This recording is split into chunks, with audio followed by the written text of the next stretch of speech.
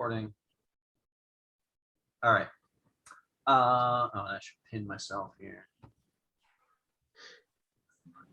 Okay. All right. Cool. So I like doing these from up here in the the loft in the warehouse, but the one problem is that then there's all those lights up there in the ceiling. Anyway, so Beaujolais. I'm gonna actually hop over. I think you'll see me, but I'm gonna hop over to the handout here and just sort of run through that. So Beaujolais is its own AOC, or its own wine region in France, but it is a part of Burgundy. It's not a part of sort of Burgundy proper, like the Côte d'Or and the Côte de Nuit and the Chalonnaise and the Maconnais and stuff, but it is a part of Burgundy. What was I just looking at? One of my favorite French wine books is French Wines from DK Press, by put together by Robert Joseph. And you know, Beaujolais is part of Burgundy. It is included here in the Burgundy section, and so the different rundowns on the different AOCs, the Beaujolais Cru vineyards are sprinkled in here, like. So there's Morgone, Moulin Avant, and then Nuit Saint George on the facing page. It's all alphabetically organized, but they're all sprinkled in here. So Beaujolais is part of Burgundy culturally, and definitely winemaking wise is culturally part of Burgundy, but the terroir is sort of similar, pretty close because it's just a little bit further south, but the soil, the terroir is different. The soil down here in a lot of Beaujolais is either granitic rock and sand in the west of the appellation, and I am going to find a map that I have set up ready for this purpose here. Let me do a whole lot of scrolling. So you have rocky granitic sand, which is a sort of important, the Beaujolais from rocky granitic sand are often riper and more concentrated. Let's see, screen share. Here we go. All right, so you should be able to see this now. So here's a map of Beaujolais. So the Saône River runs down along the edge of it here. The rest of Burgundy proper is just up to the north. Right above this map is the Maconnais. So over here you can see it's the west side of the river, and over here in the west are all of the hills, low mountains, the vineyards down closer to the river. You can actually see. So all of this sort of tan land space down here, that's not approved for growing grapes. That's not, if you have vines down in here and you're growing grapes and making wine, you can't call it Beaujolais. You just have to sell it as, you know, Vin de France or something like that. So the green vineyards are Beaujolais, and then the sort of aquamarine spots are Beaujolais Village, and then the purple are the Cru vineyards. So just zoom back out. So you can see the Cru vineyards are all up here in the north. Then you have a bunch of land that is Beaujolais Village, and then you have just general Beaujolais down here. So closer to the river, you get more sort of alluvial soil that is not necessarily as good for producing serious, complex, expressive Beaujolais. It's oh great, cool, there's Heather. Hi, Heather. I was just starting to run through Beaujolais and how Beaujolais is a part of Burgundy. Burgundy, culturally a part of Burgundy. Burgundy proper, like Côte d'Or, Côte de Nuit, Chalonnaise, Maconnais, all of that is up to the north. of Beaujolais here. So here's Beaujolais, Saône River, hills, low mountains over here in the west. The hierarchy of, let's see, let me just go back to me here. There's a hierarchy of wines in the appellation. At the sort of bottom entry tier is just Beaujolais. And most of that is often not, I mean, whatever, it's not particularly great. Then the tier up from that is Beaujolais Superior, which is supposed to be made from riper grapes. Very little of the Beaujolais that's produced is actually Beaujolais Superior. Not a whole lot of producers actually make Beaujolais Superior. Then the next step up is Beaujolais Village, and Beaujolais Village is wines from those vineyards that come from villages that are just better terroir, that are a little bit more in the hills, that have rockier soil, that produce more interesting, expressive wines. Then the next step up, then from there, then you have the different crus, the like Morgone, Moulin-à-Vent, all of those, and those are that's the top of Beaujolais. So basic Beaujolais, a lot of that comes from, as you saw on the map, the southern part of Beaujolais, where all the way down south, I forget, the soil down there is less rocky. It's more like that's a river plain down there. It's less rocky, so it absorbs less solar radiation, less heat reflected at the vines. And so it's actually harder to properly fully ripen the grapes down at the southern edge of Beaujolais. So the like just basic Beaujolais from down there is often particularly thin. That's where some of Beaujolais' reputation of like light, thin wine comes from. History of Beaujolais, you know, so it's a part of Burgundy. Burgundy was its own kingdom, had its own king way back, and then was a duchy of France, but still, you know, was a very independent, powerful state within Europe for a long time. So Beaujolais benefited from that. Also, it's on the Saône River, which made it really easy to sort of to move the wines around to get them to other markets. I'm going to jump over to the handout. Yeah, runs through that. Gamay, the grape Gamay. I think it actually emerged somewhere not in Beaujolais. I think it emerged somewhere up in the rest of Burgundy. They believe in the 12th century, so the 1100s. Okay, they think in the town of Gamay. And Gamay is a lot easier to grow and more productive than Pinot Noir. Pinot Noir is more temperamental and doesn't produce as many grapes per vine.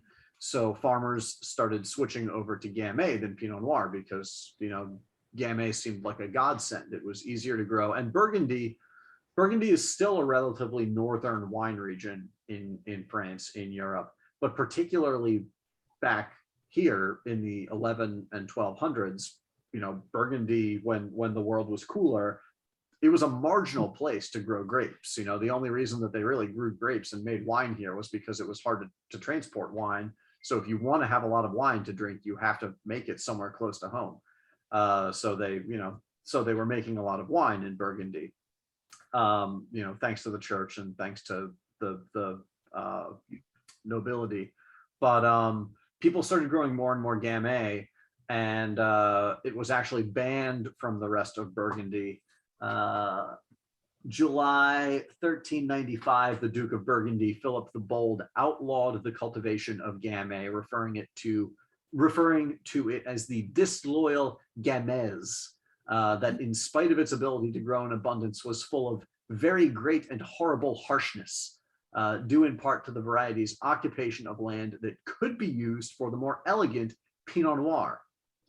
60 years later, Philip the Good issued another edict against Gamay, in which he stated that the reason for the ban is that the Dukes of Burgundy are known as the lords of the best wine in Christendom. We will maintain our reputation, and in order to do so, they had to banish Gamay from Burgundy and make sure that only Pinot Noir was grown in Burgundy proper. I think in the email and stuff I alluded to, like, so Beaujolais, thinking about it, Beaujolais is both the most one of the most underappreciated, maligned wine regions in the world, particularly in Europe, in France, but also one of the most hip and exciting wine regions. And that's because, so, you know, they've been making wine in Beaujolais for going back to the Romans, and Beaujolais has had its own wine culture basically since Gamay was banished from the rest of Burgundy, and, you know, came down here to Beaujolais. Why am I getting so dark? Anyway, oh great, cool. There's Damien. Gamay, Beaujolais has this long wine culture, but for the longest time, you know, nobody really took Beaujolais seriously, and most Beaujolais was sold in, you know, in like large casks, in barrels, and people just like drank it from the barrel as a beverage like beer. No one was trying to lower yields or make particularly serious wine. It was basically, Beaujolais was like a commodity. And even up through the mid 20th century, like the mid 1900s, you know, there wasn't great place of origin control for food products exported around the world. So a lot of the Beaujolais that was drunk in America, and probably in Britain and, you know, in Germany and the Netherlands and stuff in the like 1900s, early middle 1900s, a lot of it was actually wine from Northern Africa and other places like that, and Southern Italy, that was just blended together, that was super cheap wine that was blended together into jug wine and then sold as Beaujolais, because Beaujolais did have a reputation. People had a concept of Beaujolais being super juicy, super like fresh, easy drinking, thirst quenching, light red wine. That sort of changed a big step, and I make fun of Beaujolais Nouveau, and I make fun of George Duboff and big companies like that. But that's really in modern times.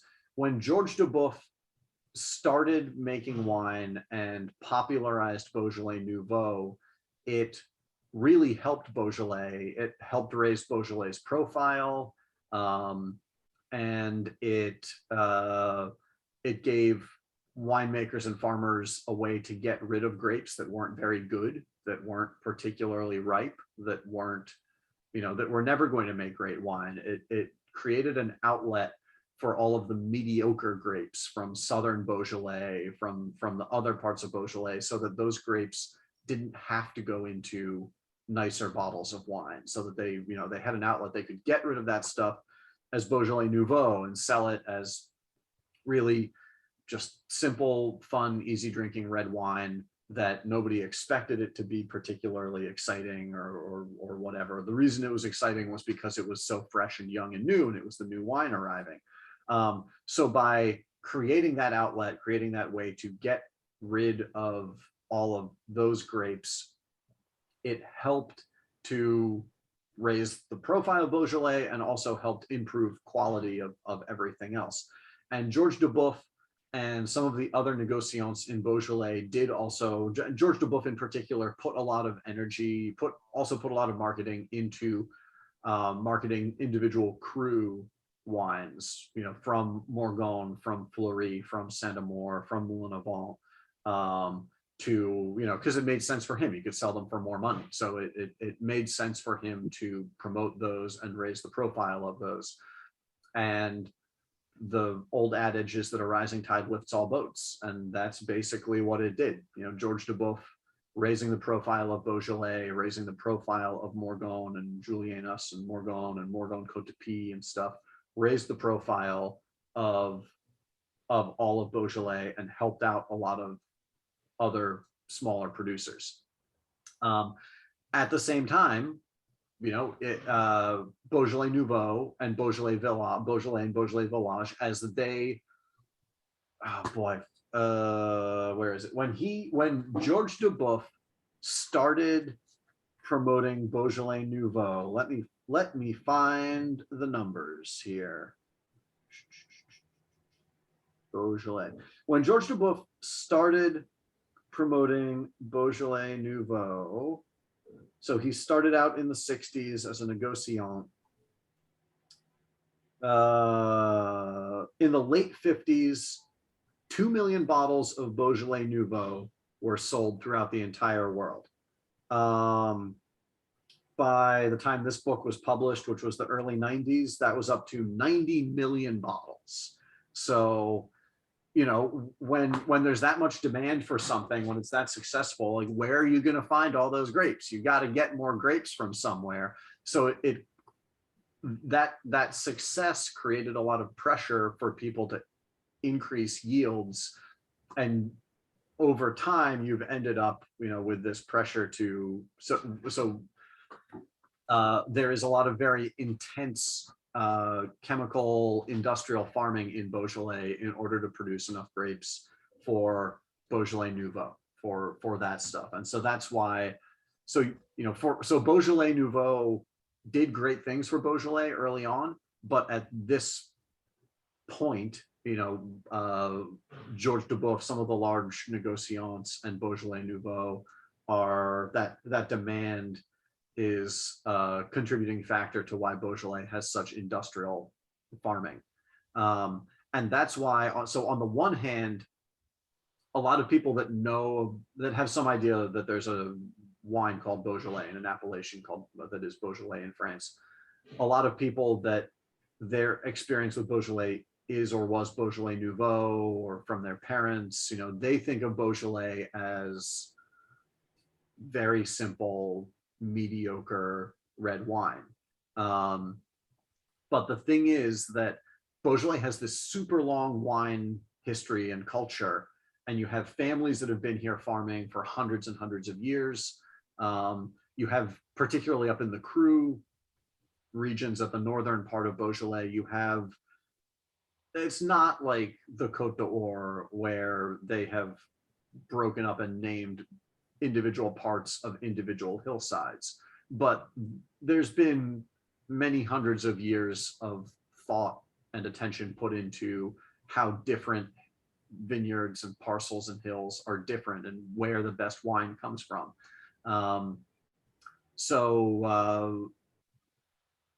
Beaujolais, there are really exciting wines coming out of Beaujolais, and for people in the wine industry, for people who are really into wine, who are into natural wine, who work in the wine industry, there are really exciting things coming out of Beaujolais.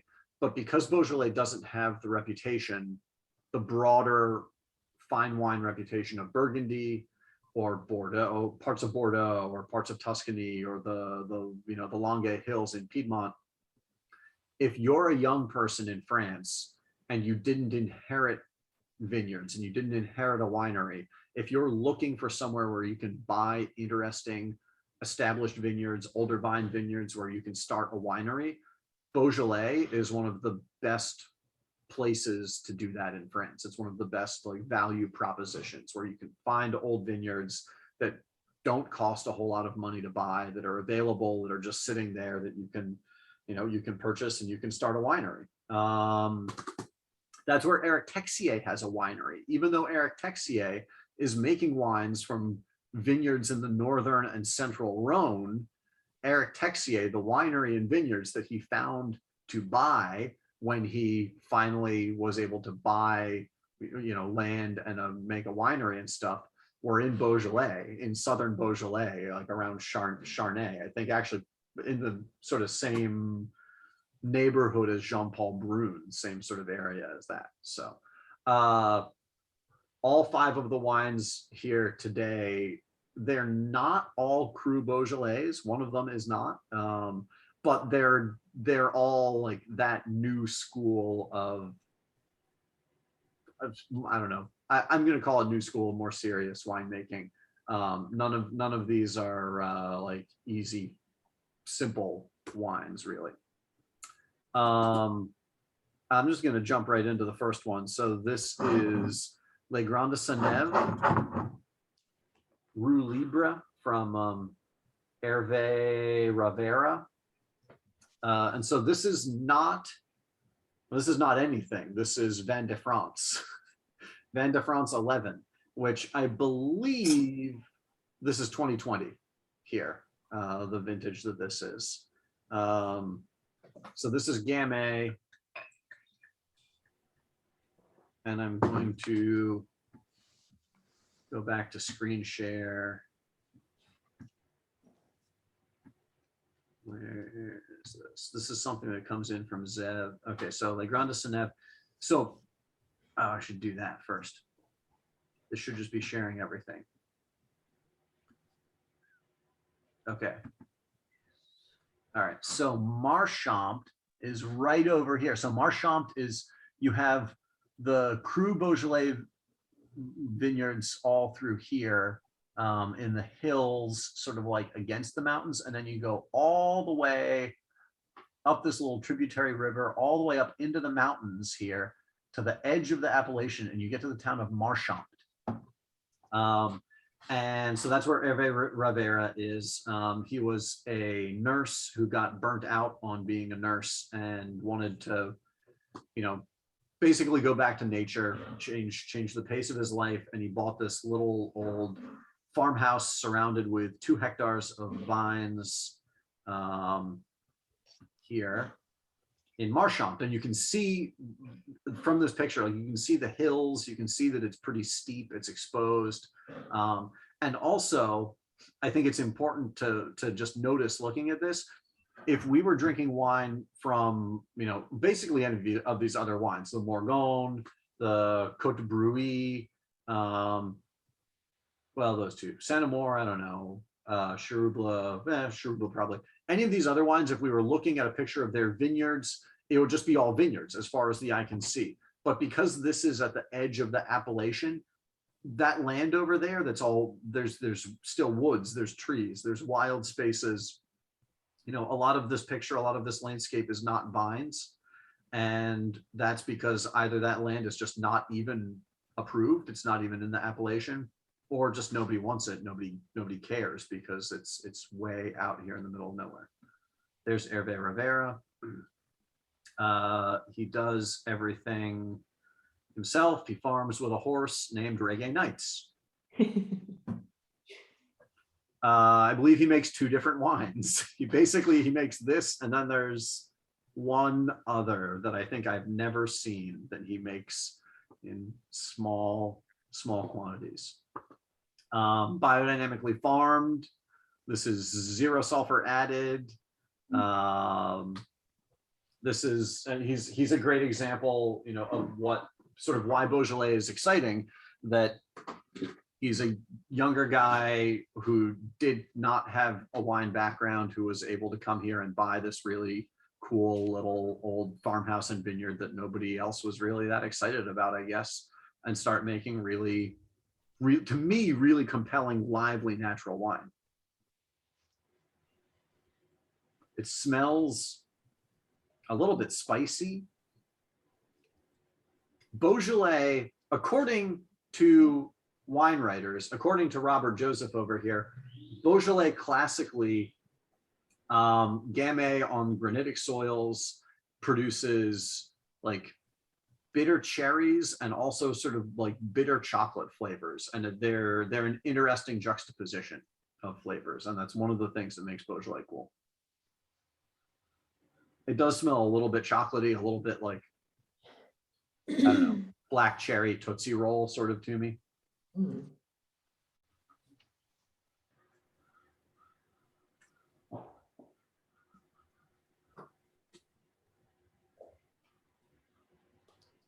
Hey, honey. Yeah. There's a huge hawk out back. This is definitely a different vintage from last year. So I'm pretty sure this is 2020. And last year, I opened this for the Beaujolais seminar that I did, and last year it was way lighter. It was lighter, less tannin, more racy. This still has awesome acidity to it, but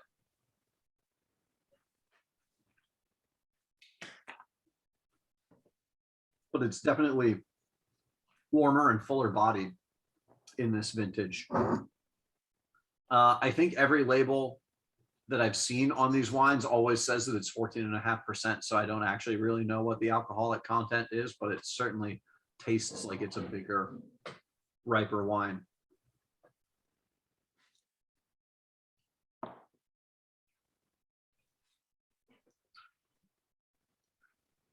Also completely unrelated, but kind of funny. Jetson at the Blue Hill Wine Shop has a thing for the town of Marchant. And I think they got a bottle of this last year because I was excited about it. And then he called me up and he was like, hey, that's from Marchant. I love Marchant. I've been there. I collect Beaujolais from there. And I was like, of course you do. Blue Hill Wine Shop.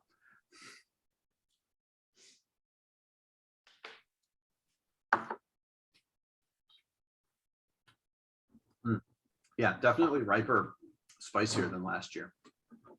Okay. So now I'm going to move on to the George Descombe Cherouble. And Cherouble has the reputation of being sort of like one of the most aromatic and floral of the Cru Beaujolais. What do I want to do? I'm going to see if I can find a picture of George Descombe. So this is made by George Descombe, and part of why Beaujolais is such an exciting wine region for wine people, for wine geeks, is that the natural wine movement, I feel weird even calling it a movement, because it's not really, or it wasn't for a long time. Maybe it is now. Maybe that means it's middle-aged. But when natural wines sort of started happening, a lot of them were a reaction against industrial agriculture. And one of the places where it sort of started was in Beaujolais, in Morgone. Marcel Lapierre, talking to a guy named Jules Chauvet, Jules Chauvet had written a book about natural agriculture and sort of against industrial farming and industrial agriculture. And he got he was a chemist. Marcel Lapierre started talking to him and became a sort of follower, disciple of his. And so Marcel Lapierre started making wine in Morgone, I don't actually know now, back in the early 70s, something like that, late 60s, 70s, was making wine in Morgone, in Beaujolais, basically farming organically, farming totally naturally, focusing on having really healthy grapes, harvesting by hand to make sure that the grapes were really clean and healthy, and getting them into the winery intact, and fermenting without additives, without adding a lot of sulfur, without adding, yeast and stuff like that.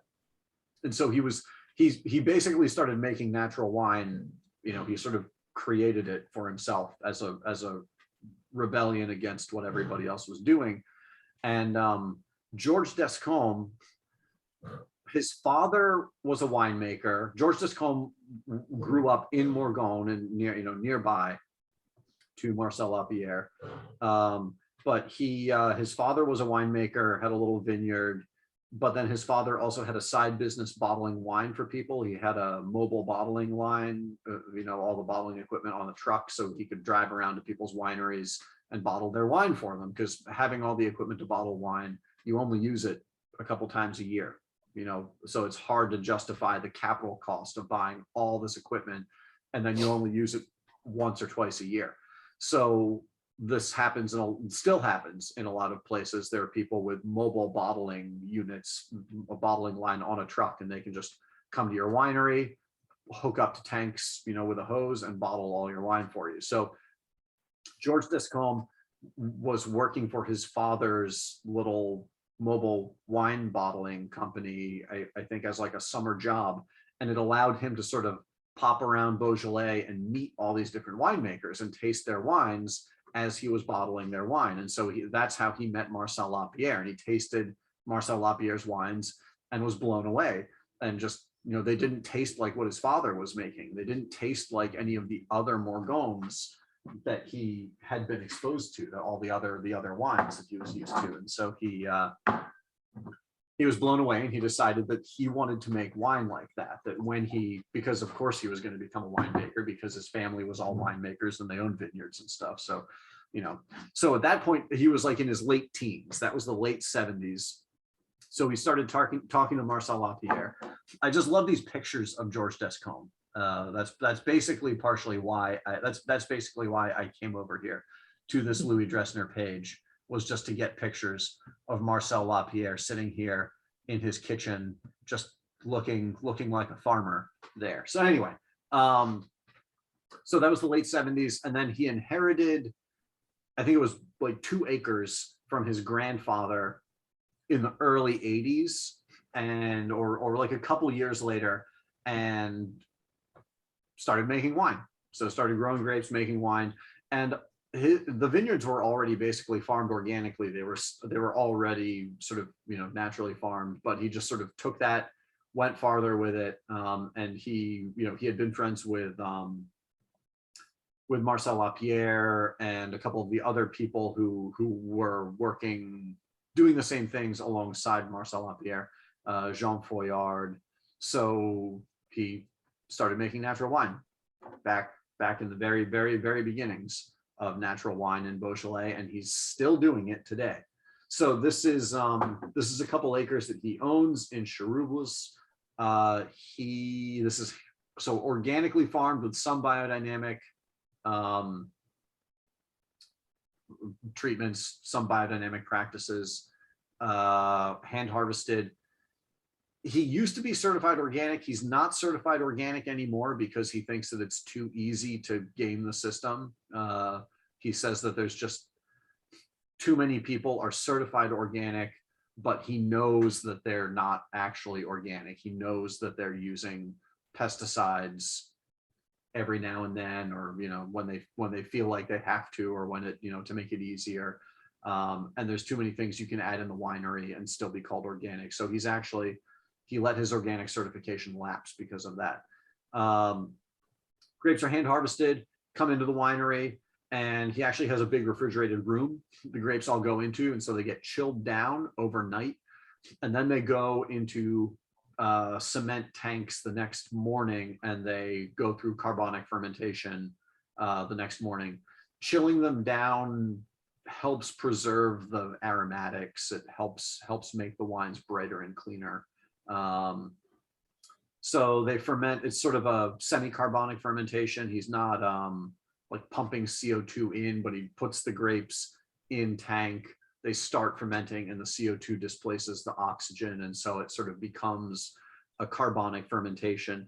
It's the way a lot of fermentations just would have been back before modern technology, probably, because that's generally sort of what happens once a fermentation is really going healthily. This CO2 displaces a lot of the oxygen, and he covers the tanks so that they, it is really just CO2 in there. It's an anaerobic environment, and he does not press the grapes, so it's carbonic.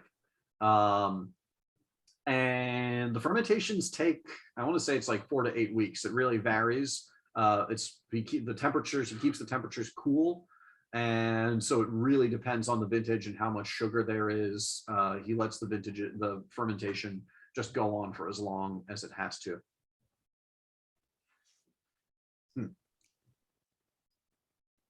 I just opened a fresh bottle of this. So it's not a bottle that I used for any of the samples that have gone out, but this bottle that I opened is corked. So it does not smell particularly aromatic. It smells aromatic in a really negative way. Drat.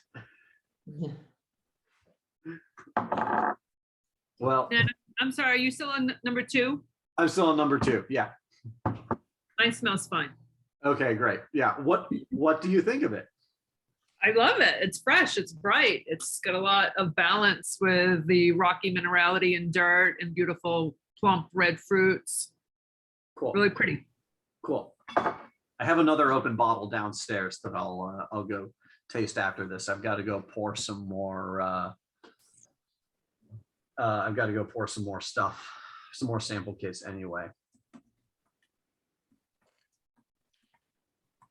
We are on the Descombe Cherubla right now, Michael. So we tasted Grand de Seneb, then the Descombe Cherubla right here, which I think I didn't actually show the label of. Oh, important thing to note, if you're ever, if you have the Descombe wines, George Descombe does 2 different tiers of wines. He makes wines with these sort of tan labels with red sort of script on them, and those are his sort of his normal bottlings. Then he does wines in thicker, heavier glass bottles with these white and black sort of more traditional labels, and all of these are sealed with a wax cap on the top. These are his old vine bottlings, and there's nothing on them that says Tevine or anything like that, but you're just supposed to recognize by the wax capsule and the heavier glass bottle and the more fancy looking label and all of that, that like this is a fancier wine. So there we go. All right, so from the sad corked Cherubla, I am going to go on to the Jean-Paul Brune Côte de Bruy. Bruy, so there's Côte de Bruy and Bruy are 2 separate cru vineyards in Beaujolais. Down at the southern part. That's not the one I want. I don't want that picture either. Where's the map? There it is. Okay. So here are all the different cru Beaujolais crus. Bruy is down here at the all of the cru Beaujolais are at the northern part of the Beaujolais appellation. Bruy is the southern part of that northern component, northern third of Beaujolais. So Bruy centers on the Côte de Bruy, which is this low mountain. So Bruy is sort of on like a little bit of like plain up here, and then actually, that's actually not even approved for vineyards. So it's all sort of like on the foothills of the Mount Bruy, and then Côte de Bruy comes from vineyards right here on that old decayed mountain. Vineyards are approximately like 300 to 400 meters above sea level. So this is Jean-Paul Brune. Jean-Paul Brune started making wine. I don't remember the year, but he was a teenager growing up on his family's. He grew up in southern Beaujolais. I don't think it was anywhere that even qualified for Beaujolais Village. Come on, I'll use the Bowler website. Has good pictures.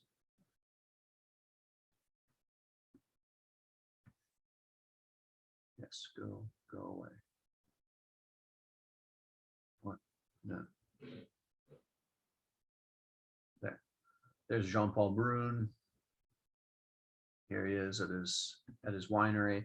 So he's from southern Beaujolais. So he grew up on basically a polycultural farm. Like they had animals, they grew vegetables, cereals, all kinds of stuff.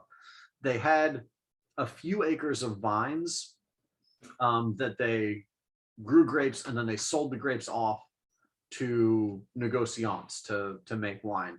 And when he was a teenager, his father realized that he was interested in in wine, that he was interested in growing grapes and making wine and stuff like that. I'm just looking to see if any of this is actually on here. Doesn't look like it. Oh well. And so his father stopped selling the grapes to negociants and kept the grapes, and they started making their own wine on a small scale and started playing around with it so that Jean-Paul could, start getting more into making wine and learning about it, because he was excited about it. And I just think it's really cool that, like, as a teenager, he was excited about making wine and was in a, had the opportunity to actually start making wine. So he's, I don't know, he's in his 60s now, and he's been making wine for, 40 plus years.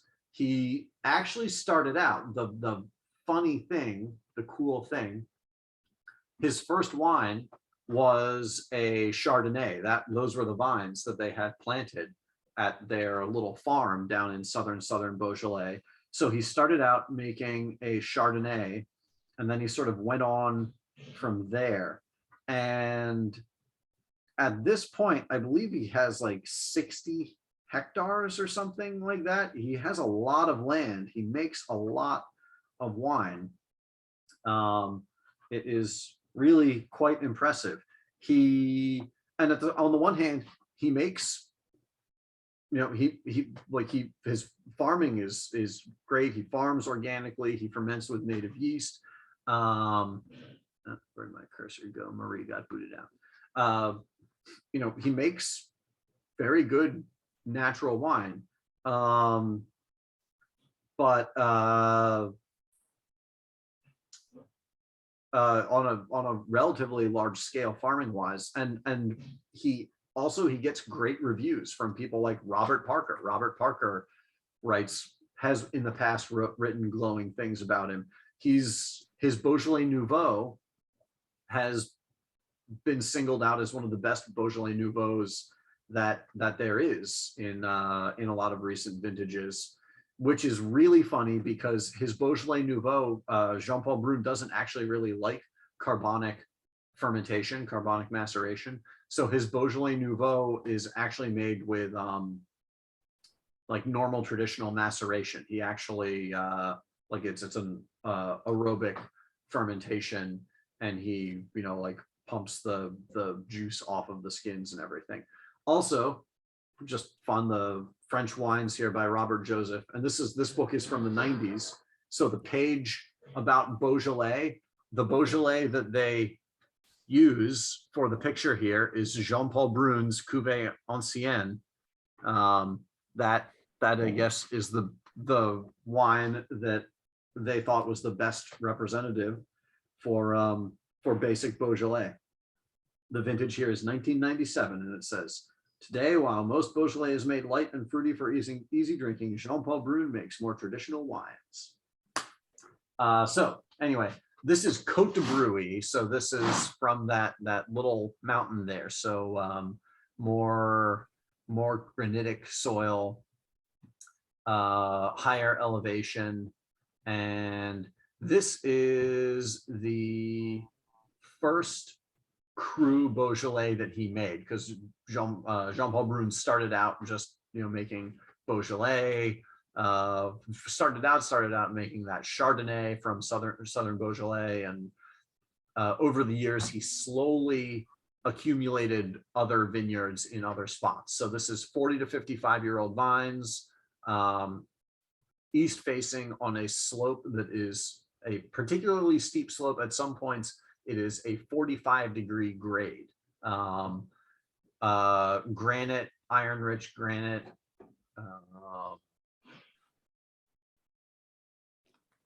Let's see. So the grapes are hand harvested, sorted, destemmed, crushed, and then fermented with indigenous yeast. 3 to 4 week fermentation, done in concrete, and then it's aged in concrete for 6 to 8 months.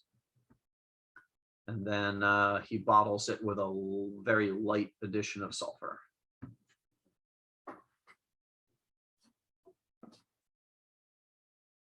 Yeah, it is a really beautiful aroma.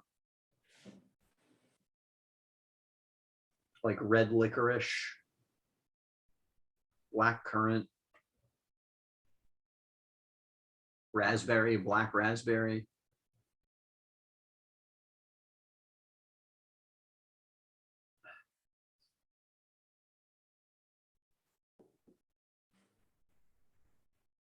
It's such an interesting blend of like really vivid, juicy fruit, but then also sort of spicy, herbaceous,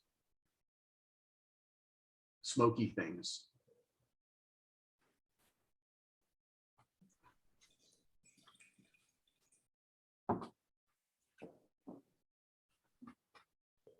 It's relatively light on the palate.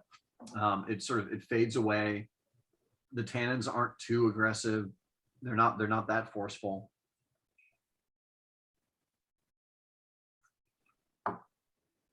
It has a lot of flavor. It has a nice sort of like dry, gravelly, chalky, sort of like minerally mid palate. And there's tannins there, but they're just, it's a very smooth, pretty, uplifted wine.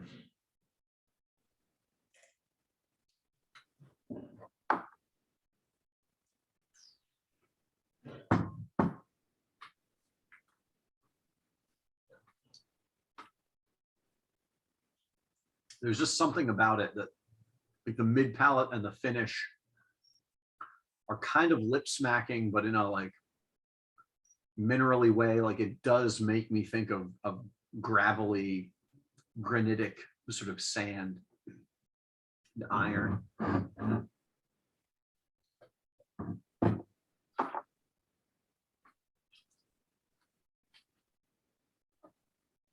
It's so interesting. All the different the Cru Beaujolais, the Cru villages have pretty different characters, but then even within them, you know, depending on the vineyard and depending on what the winemaker does, they're all very different. Yesterday I opened a bottle of the George Descombe Saint Amour, and Saint Amour is the most northern appellation I'll talk about, or Cru, I'll talk about it when we get to the last one. It's also one of the smallest crus. It's pretty rare because of that. There's only 320 acres of vines there. And generally Saint Amour has the reputation of being like lighter, prettier, aromatic, floral wines and stuff. But the George Descombe Saint Amour, the 2019, is just so layered and complex and deep and like mocha and chocolate and stuff. It's crazy. All right, now I'm going on to Anthony Tevine Morgone, and I like that we've got 3 different vintages here. So there's 2018, 2019, and 2020. The Côte de Brune was 2020. So now back to 2018 here, which I believe was a pretty ripe vintage in Beaujolais.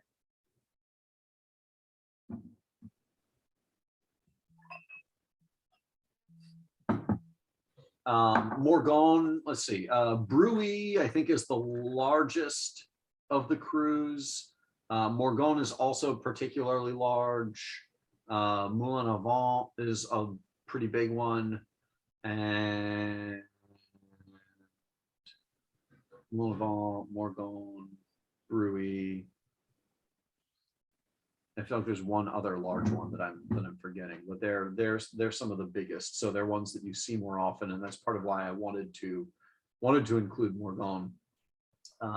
Anthony Tevine actually learned a lot of winemaking from George Descombe.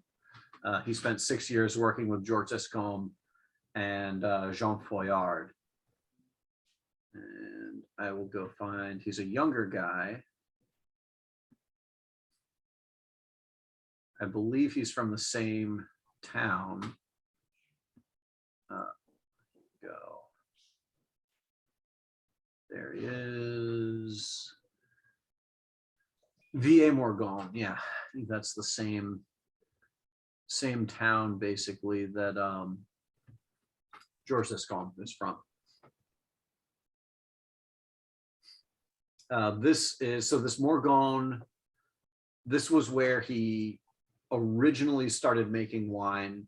I think the first vineyards that he inherited were here in Morgone. I think he has 3 separate little parcels in Morgone. So this wine is a blend of these 3 different little parcels together.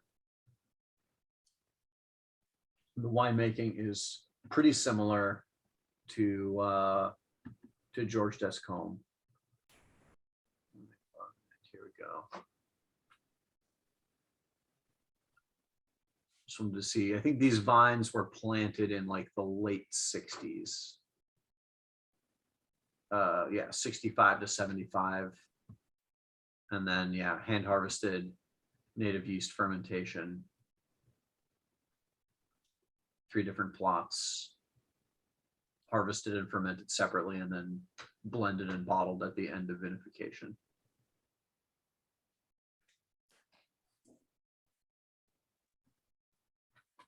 Morgone has the reputation of being one of the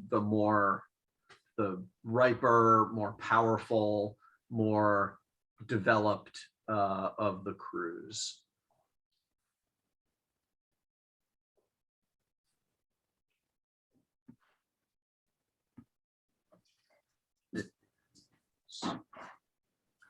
Right up here, right in the center. So VA Morgone is right there. And then you have to mention the Morgone Côte de Pie.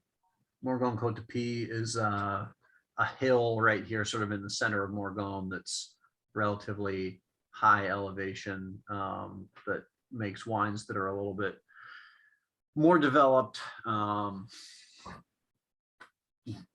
more exposure. It's where the most long-lived Morgones are supposed to come from. All right, so also to point out, Cherubla up here, this is the highest elevation of the Cru vineyards. I think that's part of why it has a reputation for making wines that are more aromatic and expressive. So the Morgone to me smells like it has a more fruit-driven aroma. Sort of like black cherry smelling. Maybe a little bit of clove.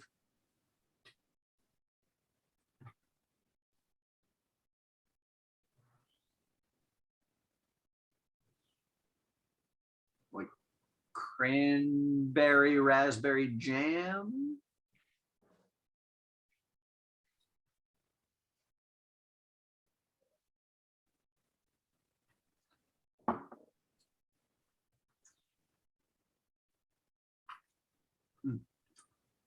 Real juicy and a little bit chocolatey, but in like a juicier, riper way. It's not the like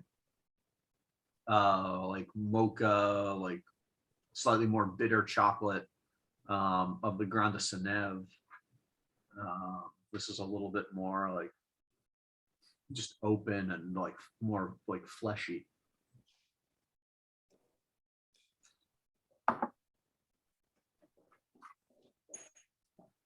Might be partially because of the age of the bottle, since this is 2018.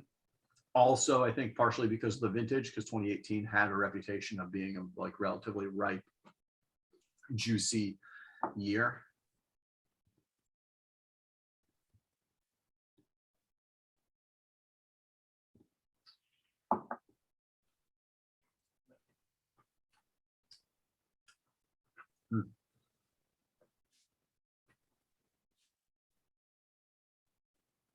The tannins are definitely more relaxed. They're such fun, juicy, expressive wines.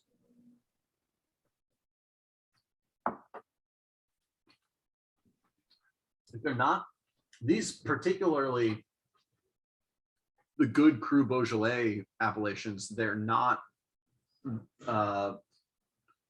simple. You know, they're relatively, yeah, medium bodied, or even, I don't think I'd call any of these full bodied, but there's a lot going on. Like they're complex, interesting, layered wines. And All right, so now I'm going on to the Santa Moore. I'm going to go back to screen share. Okay, so let's see. Can I move this? Yes, great. All right. So Santa Moore, I'm just kind of fascinated with. It's the most northern. I mean, okay, part of Julianos is a little bit more northern, but overall, they refer to Santa Moore as the most northern of the crus, of the Beaujolais crus. And it's up here. It's one of the smallest. Chenos is I think the smallest, because like looking at it here on the map, it's all in the hills. And so a lot of that is just not even, like, you can't plant on that land. But so Santa Moore, there's like 320 hectares of vines here. A lot of that land here is not approved for vineyards, it looks like. Most of the vineyards are down here near closer to the river, closer to the plain. Santa Moore is the most northern, and it's the closest to the rest of Burgundy, to the Macon. So Santa Moore is the sort of geological transition from the limestone and clay of the Macon to the granitic, rocky, sandy soil of Beaujolais. So Santa Moore has all of it. Santa Moore has got clay over limestone. It's got granitic sand in the west. It's got a lot of alluvial soils and like alluvial gravel and stuff like that in the east, down closer to the river.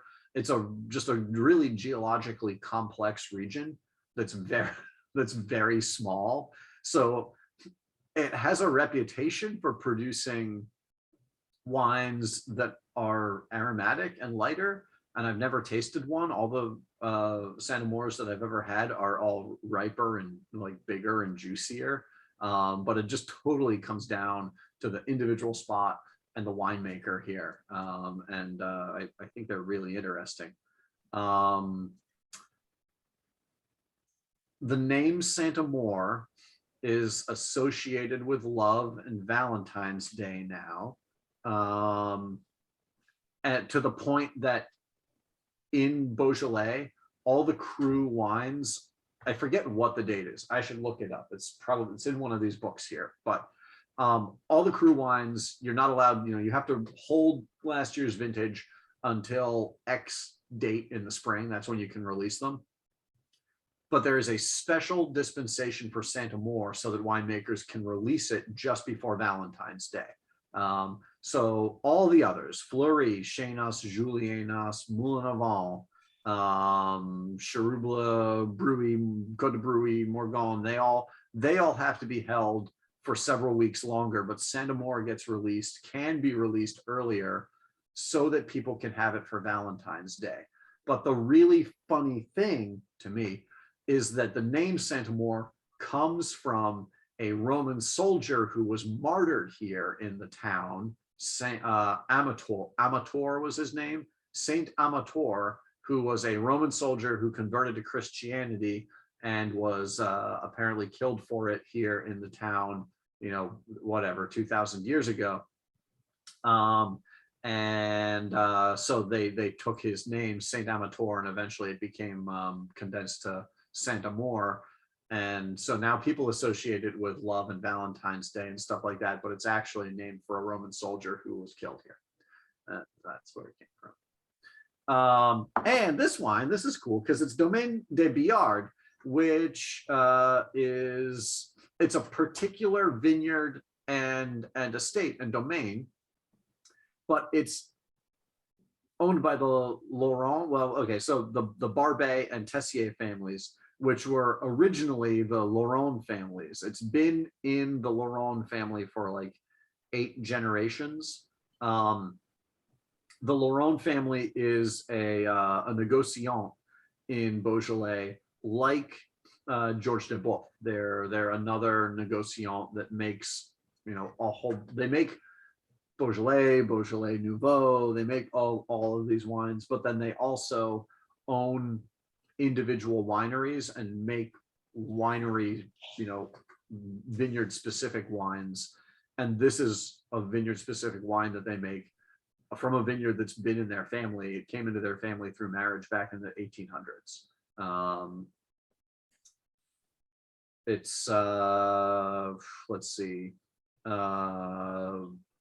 sandstone. So this is sandstone pebbles and granite outcrops, mixed with clay. So it's a whole wacky mix of soils. Traditional fermentation over 12 days. I believe it's like semi-carbonic, and they use a metal grate to submerge the crust, the cap of the wine down underneath the surface so that it doesn't dry out, but so that way they don't have to do pump overs for the wine.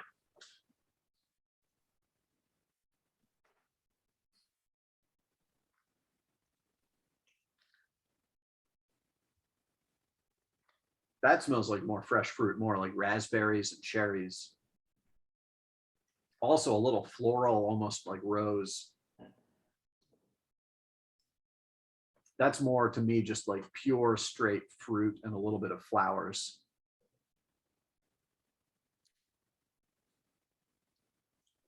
Completely different from the George Siscombe Saint Amour, which same vintage. 2019.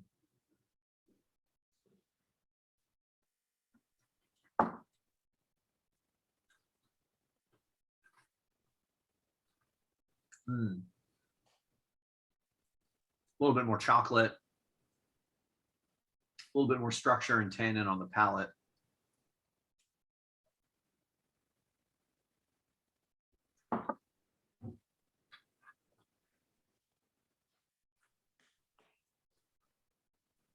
Kind of peppery. I think you kind of, Beaujolais went through a period where, the cru, boy, I think the first cru appellations in Beaujolais were created. I think Moulin Avant was the first back in 1936.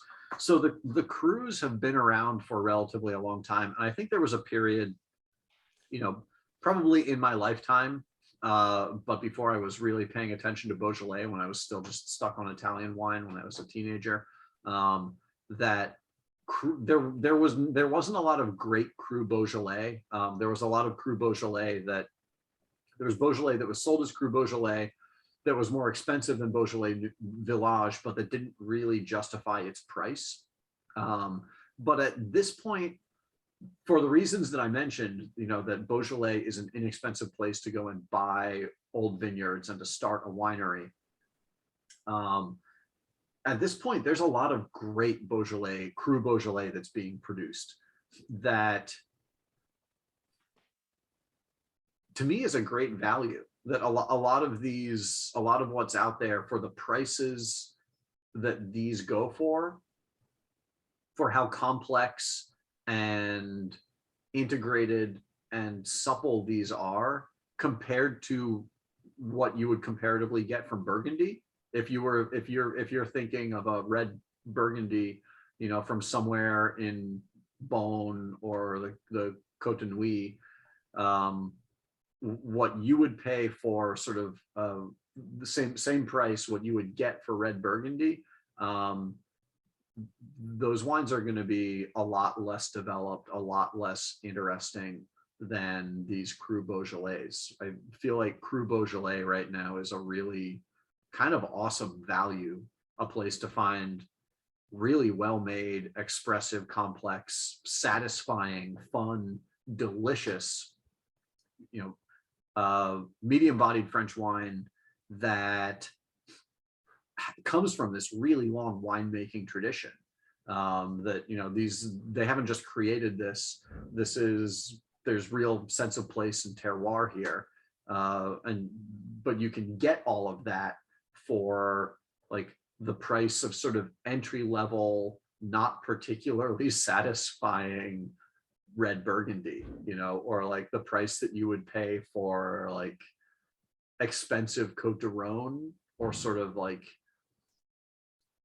I don't know, maybe, I don't know if you can still find Vacheras for these prices. I think you might not. I think Vacheras is more expensive than this now. So like, this is the same price that you can get, you know, like good, maybe expensive, maybe not as complex, not as satisfying as this Côte de Rhône. Like these for their price are really, really awesome. Even the Grand de Seneve, that's like $12 more than all the others. I will, I'll post, I don't even know. I don't know if the chat I don't think the chat comments are live in the video. I will put the prices in the chat, since this is just going to go public on the internet. And, you know, I'm sure that there's thousands of people in Portland that watch these and care about what I say on YouTube. But anyway, oh, right. I'll stop recording. Duh. Here, great. I will just stop